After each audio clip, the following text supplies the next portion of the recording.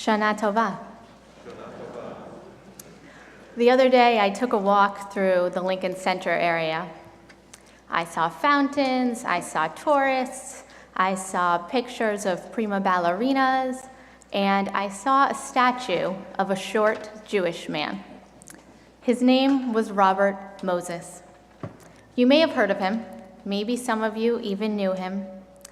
He was known as the power broker, and he not only built Lincoln Center and Fordham University, but to this day, he's known as America's greatest builder.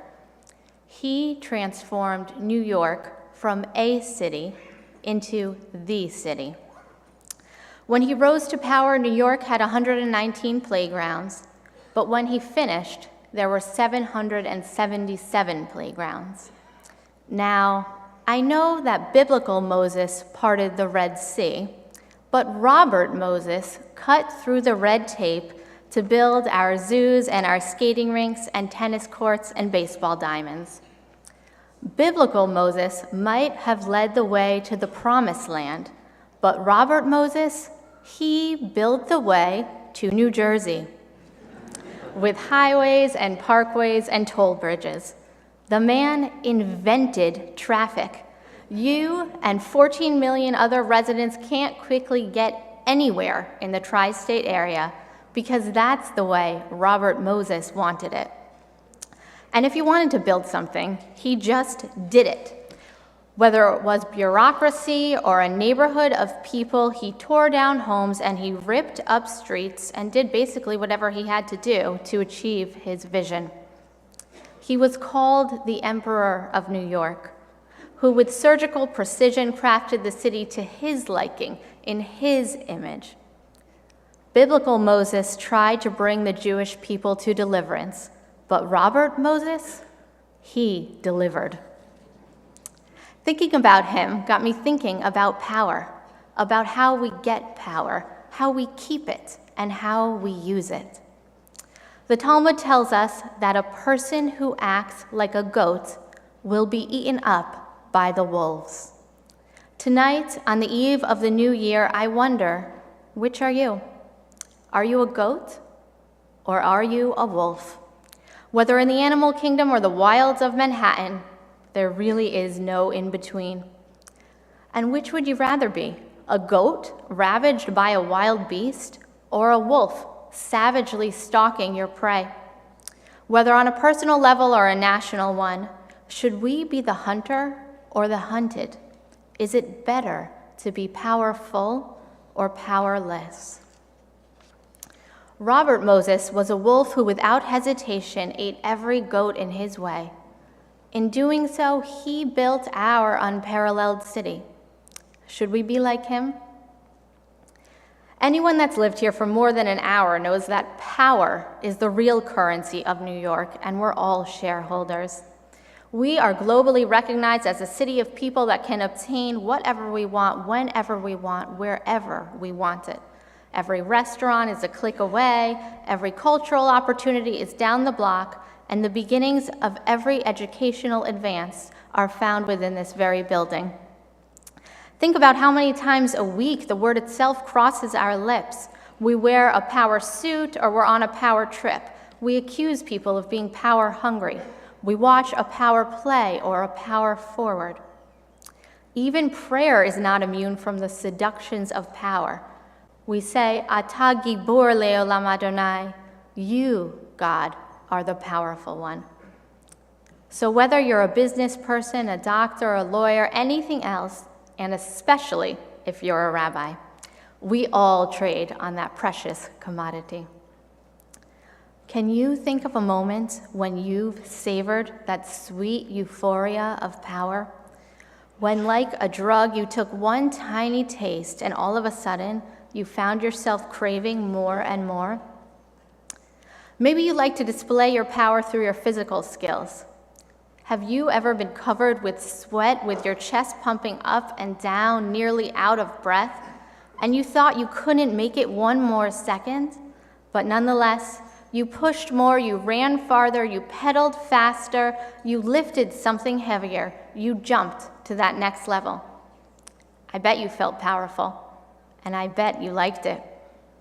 Or maybe you're a performer, and you know the thrill of owning the stage and enjoying that moment when hundreds of them are watching that one single you. Or maybe through the sheer force of your own mind, you convince someone on the other side of a deal to succumb to your desire. Through your cunning, your intellect, you outsmarted and outperformed and just plain old dominated the opposition. Through your will, you managed to get someone else to fulfill your wishes. Have you ever tasted that sort of satisfaction? I have. And let me tell you, it was delicious. I bet you have too. And by the way, to all the mothers in the room, I know you can relate to a conversation about power. You know what real power is. You know that while all those busy people are out building their buildings and making their deals, real power is pushing through immeasurable pain and through the sheer force of your own body, delivering a human being into the world. You have created life and you can hold it in your arms. That is power. So what have your greatest moments of power been? When have you felt like you wanted to pound your chest, plant your stake in the ground, mark your territory, and announce to the world, I'm here, and I'm ready to rule? To be clear, I'm not saying power is negative or shallow or materialistic. Power is the ability to act, the ability to make change. It's the prime moving force of life. And if you're interested in social change or professional success or personal improvement, you need it. Without power, there's no recognition. The other side doesn't even see you. You're a supplicant, a serf, a victim, or a wishful thinker. But having power means you get off the couch and out of the stands. It means you enter an arena of battle and you place yourself at the center. If you have power, you matter. If you don't have power, you might as well not even be there. A wolf has power, but a goat has none. So maybe the only real option is to be a wolf because the world doesn't even see the goats, and if it does, they only exist as sustenance to feed the ravenous wolves. I mentioned that the Jewish people know a thing or two about power, but in truth, actually, we know a lot more about being powerless. Jews are internationally recognized experts in powerlessness because for centuries, we've been goats governed by foreign peoples. Through exile, crusades, pogroms, and even genocide, we were often and almost entirely swallowed by bloodthirsty wolves. Without land, without any ability to defend ourselves, and without political sovereignty, we were a nation of sheep, herded from shtetl to shtetl by our European shepherds. We were masters at the art of submission and pawns of other nations' power. So on the one hand, we did survive. We are still here.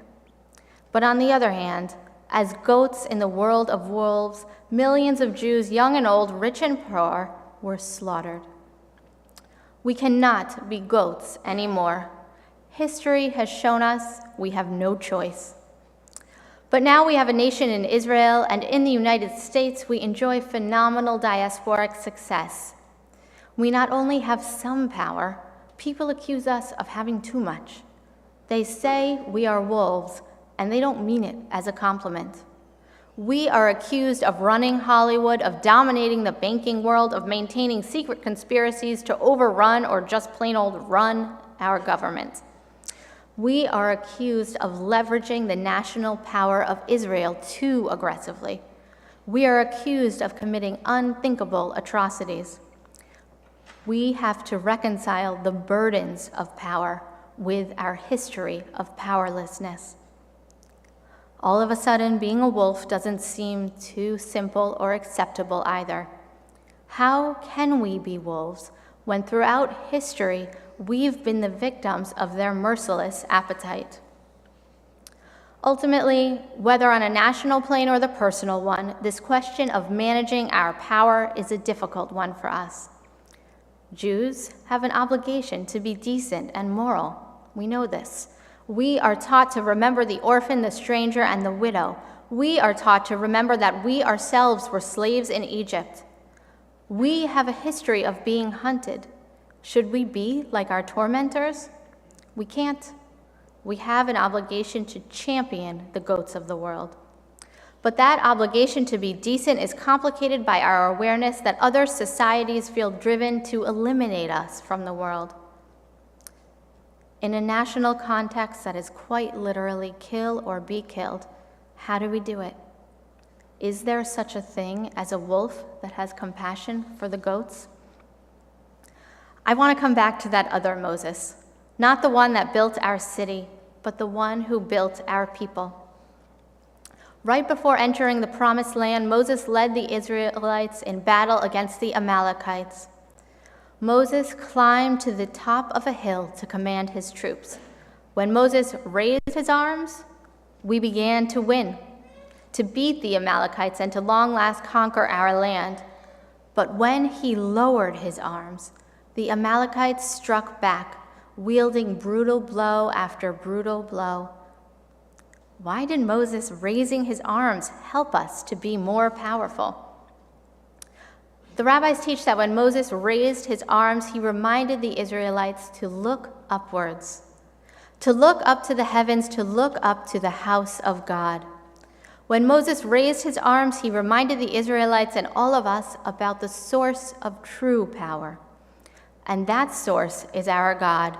God who commands us to be just, to be merciful, and to be compassionate.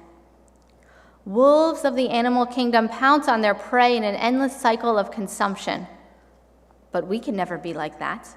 We must differentiate that act of living an aggressive human life from living like a wolf in the animal kingdom.